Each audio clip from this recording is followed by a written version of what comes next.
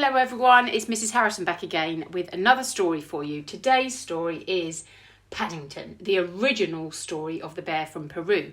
Now I know almost all of you have probably watched the Paddington films, probably some of my most favourite films, Paddington 1 and Paddington 2, but I also love the books as well. I just love Paddington Bear, he's one of my favourite characters. And I know that my dad liked Paddington when he was a little boy because this Paddington on this book is 60 years old. So that's quite a long time Paddington's been around entertaining children, and he is very cute. So this is the first story by Michael Bond, the writer of Paddington. So it's a bit different to the film, but I think you'll enjoy the pictures, hopefully anyway. So, Mr. and Mrs. Brown first met Paddington on a railway platform. In fact, that was how he came to have such an unusual name for a bear, because Paddington was the name of the station. I wonder how many of you have ever been to Paddington Station in London. The Browns were waiting to meet their daughter, Judy, when Mr. Brown noticed something small and furry near the left luggage office. "It looks like a bear," he said. "A bear?" repeated Mrs. Brown. "On Paddington Station? Don't be silly, Henry. There can't be." But Mr. Brown was right. It was sitting on an old leather suitcase marked "Wanted on Voyage," and as they drew near, it stood up and politely raised its hat. "Good afternoon," it said. "May I help you?" "It's very kind of you," said Mr. Brown, "but as a matter of fact, we were wondering if we could help you." "You're very small, Bear," said Mrs. Brown. "Where are you from?" The bear looked around carefully before replying. "Darkest Peru. I'm not really supposed to be here at all. I'm a stowaway." "You don't mean to say you've come all the way from South America on your own?" exclaimed Mrs. Brown. "Whatever did you do for food?" Unlocking the suitcase, the bear took out an almost empty glass jar. "I ate marmalade," it said. Bears like marmalade. Mrs. Brown looked at the label around the bear's neck, and it said quite simply, "Please look after this bear. Thank you." And you'll notice there some one of those little brown tags, a bit like what the children had when they were evacuating in World War II. "Oh, Henry," she cried, "we can't leave him here all by himself. There's no knowing what might happen to him. Can't he come home and stay with us?" "Stay with us?"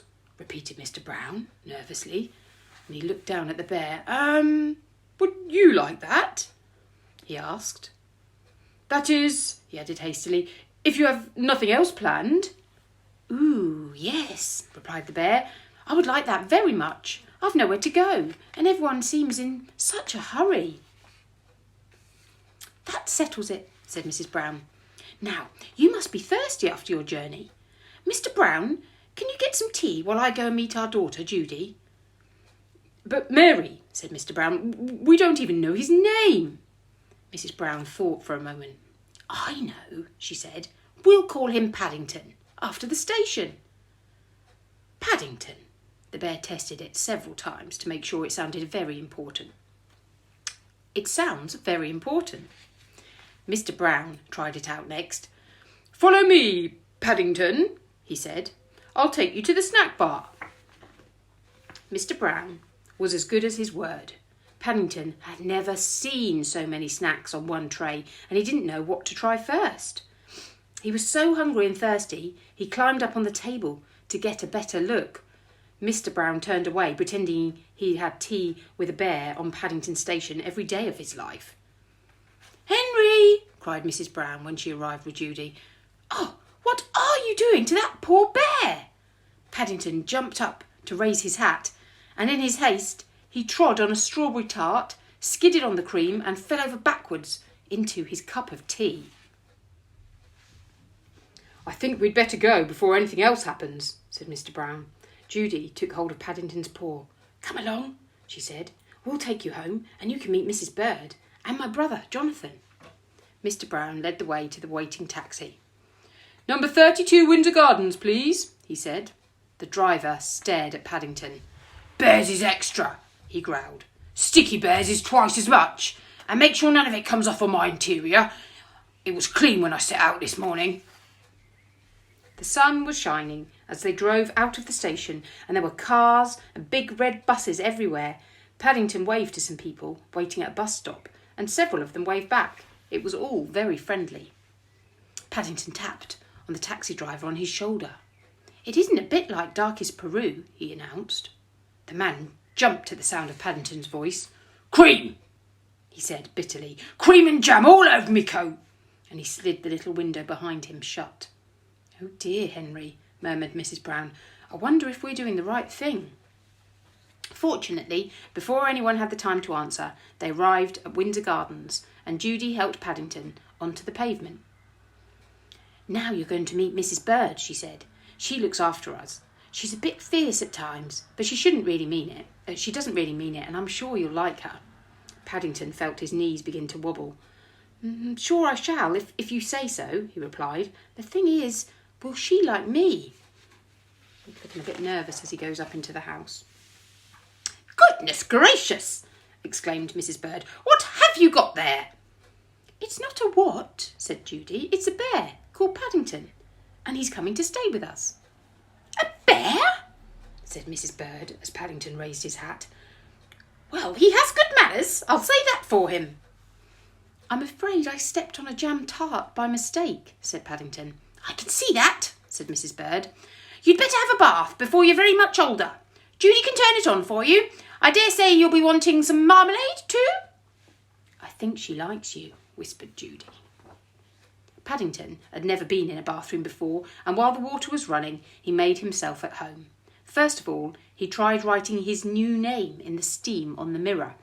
Then he used Mr. Brown's shaving foam to draw a map of Peru on the floor. It wasn't till a drip landed on his head that he remembered what he was supposed to be doing. He soon discovered that getting into a bath is one thing, but it's quite another matter trying to get out again, especially when it's full of soapy water. Look, the tap's still running and he's looking all stressed with his cute little face trying to get out of the bath. It's not easy getting out of a bath that's full up. Paddington tried calling out, "Help!" at first in a quiet voice, so as not to disturb anyone, but then very loudly, "Help! Help!" When that didn't work, he began bailing the water out with his hat, but the hat had several holes in it, and his map of Peru soon turned into a sea of foam. Suddenly, Jonathan and Judy burst into the bathroom and lifted a dripping Paddington onto the floor.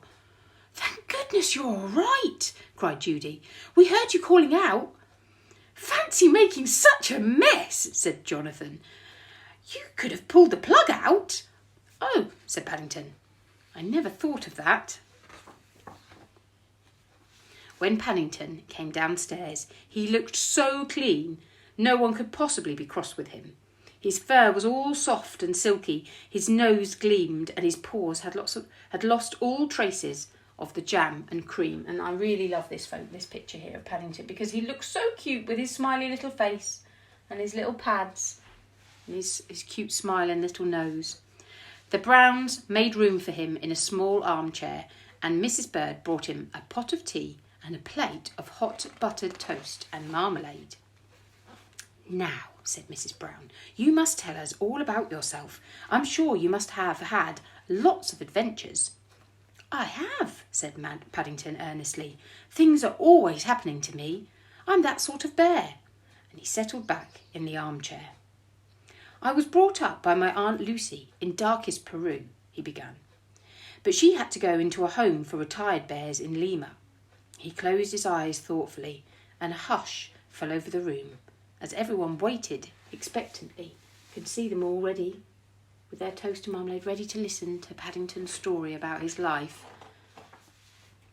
After a while, when nothing happened, they began to get restless. Mr. Brown tried coughing, and then he reached across and poked Paddington. "Well, I never," he said. "I do believe he's fast asleep." "After all that's happened to him," said Mrs. Brown, "is it any wonder?" And he's very, very sleepy Paddington there, look, fast asleep on the armchair. Looks very comfortable and clean. Bless him. So that's, as you can tell, the introduction to how the Browns family met Paddington, and there are lots and lots of Paddington stories out there. So if you enjoyed the films, or if you enjoyed that story, they're quite easy to read, and they have lots of nice pictures in if you find the right book. So maybe that's something you could look into. I hope you're all having a good day, working hard, being kind to your parents and carers, looking after the house.